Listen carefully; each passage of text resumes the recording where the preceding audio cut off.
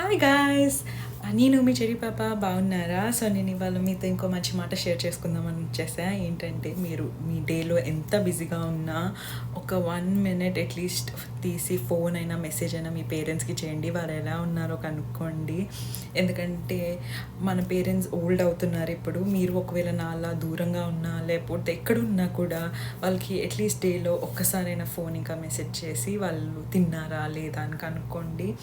ఎందుకంటే మా అన్నకి మాత్రం 100 పనులుండొచ్చు. బట్ మన పేరెంట్స్ ధ్యాసంతా మన మీదే ఉంటది. మనం ఎలా ఉన్నామా అని. నేను ఇలా ఎందుకు చెప్తున్నానంటే, నేను ఇక్కడికొచ్చిన కొత్తలో మా అమ్మ రోజు ఫోన్ చేసేది. మార్నింగ్ ఆమె లెగిసినప్పుడు, పడుకునే ముందు.